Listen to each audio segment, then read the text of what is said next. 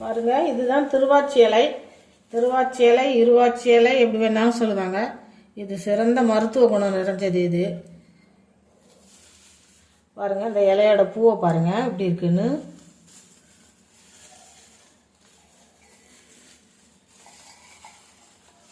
இந்த இலை எப்படி வேணாலும் ஏற்கனவே நாங்கள் காய் பாருங்க. ஏற்கனவே நான் இதில் வந்து ஒரு சட்னி செஞ்சு போட்டிருக்கிறேன். இதை இன்னைக்கு குழம்பு வச்சு சாப்பிட்லாம். இது சிறந்த மருத்துவ குணம் நிறைந்தது. இது வந்து வயிற்று பிரச்சனை எல்லாத்துக்கும் கேட்கும். வாந்தி, பித்தம், மயக்கம், வயிற்றில் உள்ள பிரச்சனை சகலத்துக்கும் இதுக்கு சிறந்த மருத்துவ குணம் நிறைஞ்ச மூலிகை இது. வாங்க இதை எப்படி குழம்பு வைக்கிறதுன்னு பார்த்துடலாம். இதை இப்படி எடுத்து நடுவில் உள்ள நரம்பெல்லாம் அப்படி எடுத்துடணும்.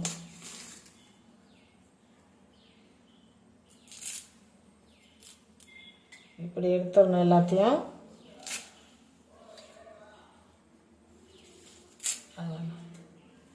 இதே மாதிரி எல்லாத்தையும் எடுத்து வச்சுக்கலாம். எடுத்து அலசிட்டு எடுத்துகிட்டு வந்துடுறேன். பாருங்க, இப்போ எல்லாம் ஆஞ்சிக்கிட்டு வந்துட்டேன். நரம்பெல்லாம் எடுத்துட்டு இந்த மாதிரி ஆஞ்சிக்கிட்டு வந்துட்டேன். ஆஞ்சி அலசி எடுத்துகிட்டு வந்துட்டேன். வாங்க குழம்பு வச்சிடலாம்.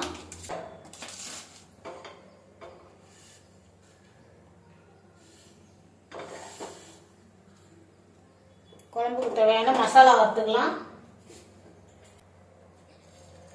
ஒரு 2 ஸ்பூன் மல்லி, ஒரு 4-5 வரமிளகா வச்சுருக்கேன்.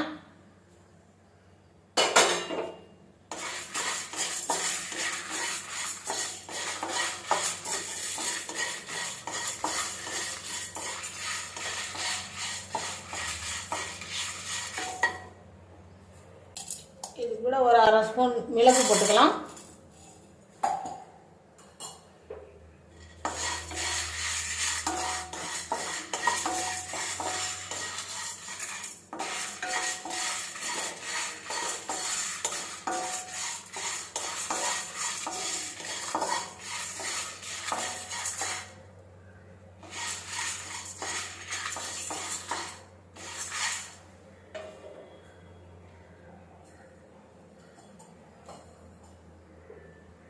அரை ஸ்பூன் ஜீரகம் போட்டுக்குவோம்.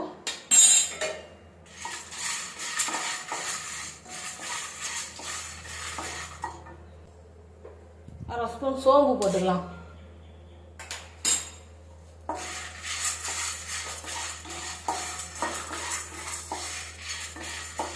நல்லா அப்படி வாசனை வர வரைக்கும் வறுத்துக்குவோம்.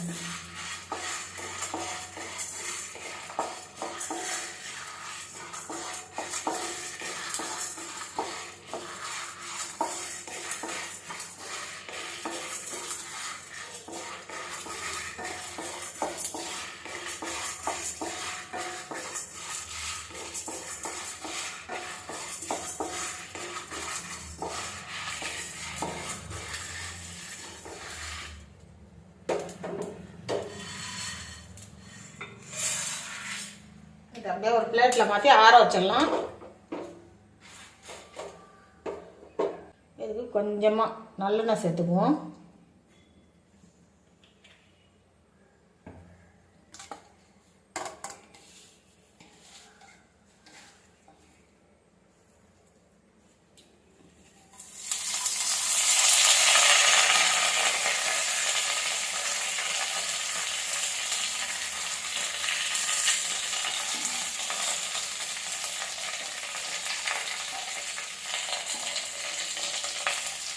இந்த இலையை லைட்டாக கொஞ்சமாக வதக்கிக்குவோம்.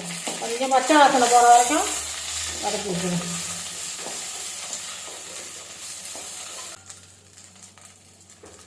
இது கூட ஒரு கொத்து கருவேப்பிலையும் போட்டுக்கலாம்.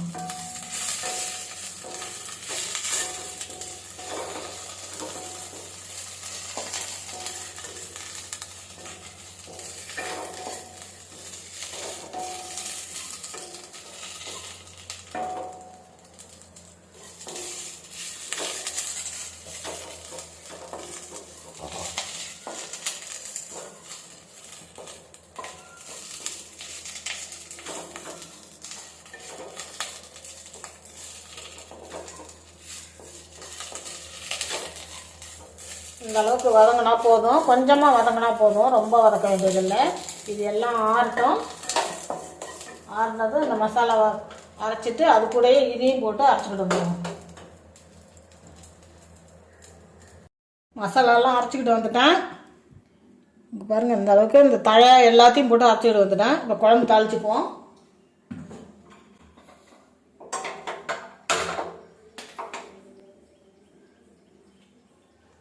நல்லெண்ணெய் ஊற்றிக்குவோம்.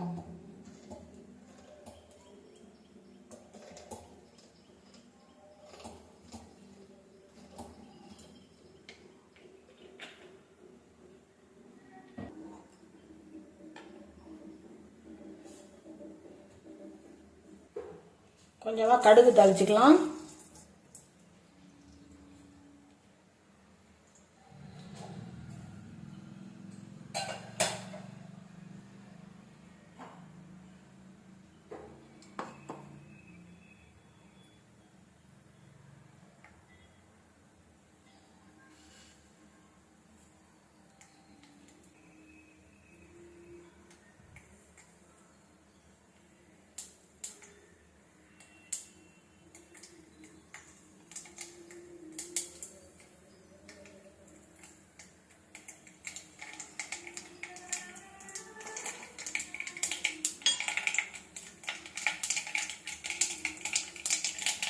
கடுகு பொரிஞ்சதும் கொஞ்சமாக வெந்தயம் போட்டுக்குவோம்.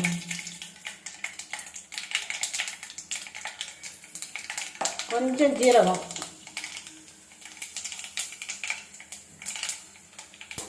ஒரு 3 வரமிளகாய் போட்டுக்கலாம்.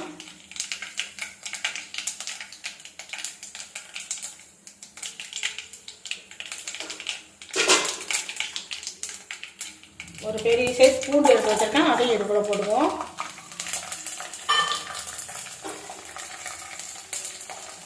சின்ன வெங்காயம் இதையும் இது கூட போட்டுக்கலாம்.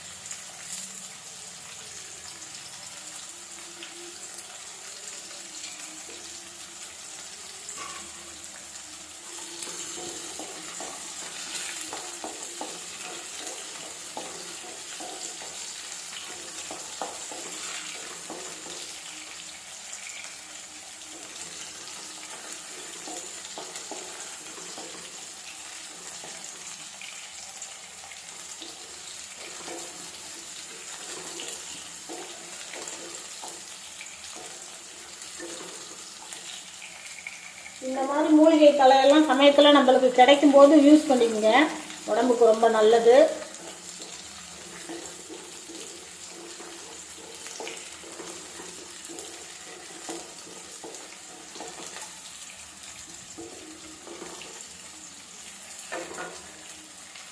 ஒரு கொத்து கருவேப்பிலை,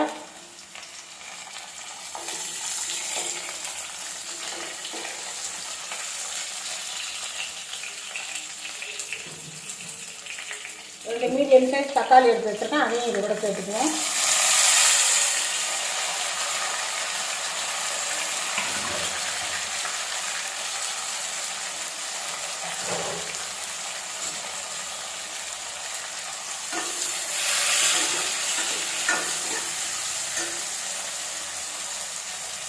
தக்காளி வேகிறது கொஞ்சமாக உப்பு போடுவோம்.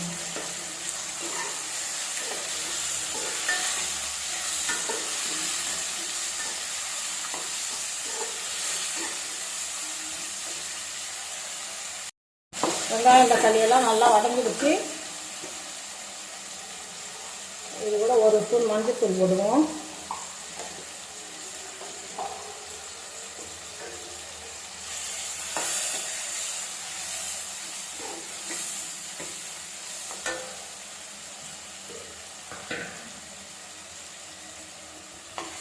இதை அரைச்சி வச்சோம்ல அந்த மசாலாலாம் இது கூட சேர்த்துக்கலாம்.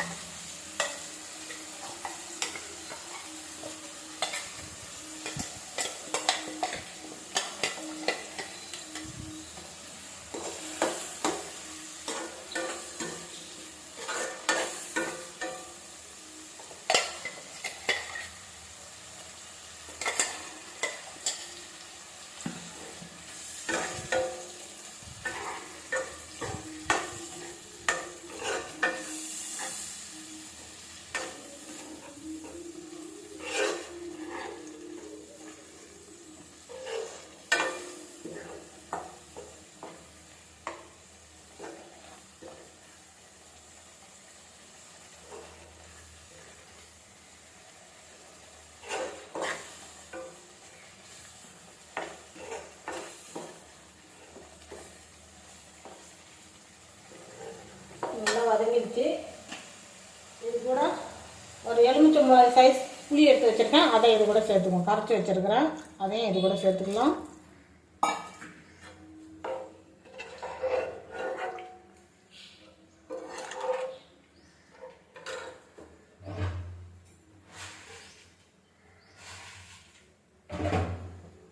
குழம்புக்கு தேவையான உப்பு போட்டுக்குவோம்.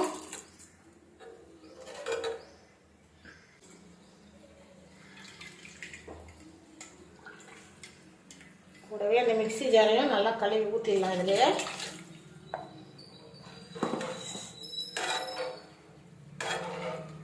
அந்த நேரத்தில் குழம்புல வந்து உப்பு காரம்லாம் கரெக்டாக இருக்கான்னு பார்த்துக்கலாம்.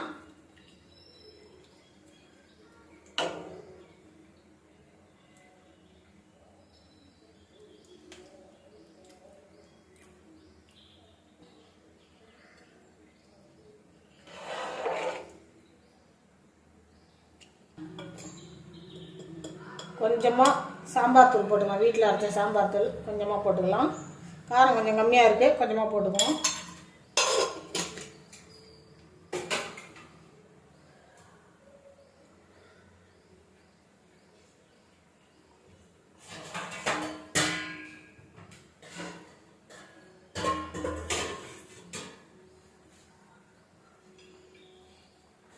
குழம்பு நல்லா கொதிக்கட்டும், மூடி வச்சிடலாம்.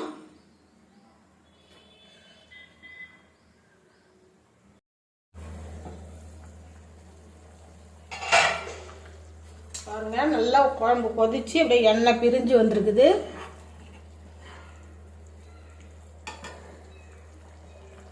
இந்த நேரத்தில் கொஞ்சமாக வெல்லம் போட்டுக்கணும்.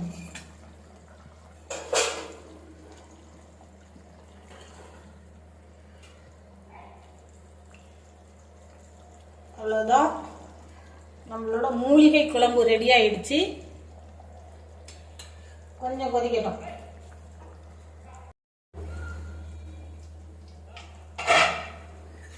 குழம்பு ரெடி ஆயிடுச்சு. இதை அப்படியே ஒரு பாத்திரத்துக்கு மாற்றிக்கலாம்.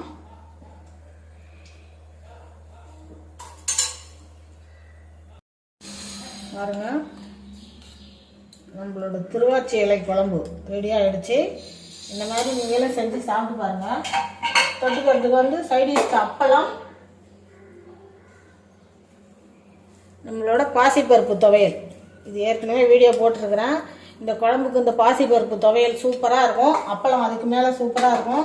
இந்த மாதிரி வச்சு நீங்கள் சாப்பிட்டு பாருங்கள். சாப்பிட்டு பார்த்துட்டு எப்படி இருந்ததுன்னு நீங்கள் கமெண்ட்டில் சொல்லுங்கள். இதே மாதிரி நிறைய மூலிகைகளை வச்சு நான் உங்களுக்கு குழம்பு வச்சு காட்டுறேன். இந்த வீடியோ பிடிச்சிருந்தா ஒரு லைக் பண்ணுங்கள்.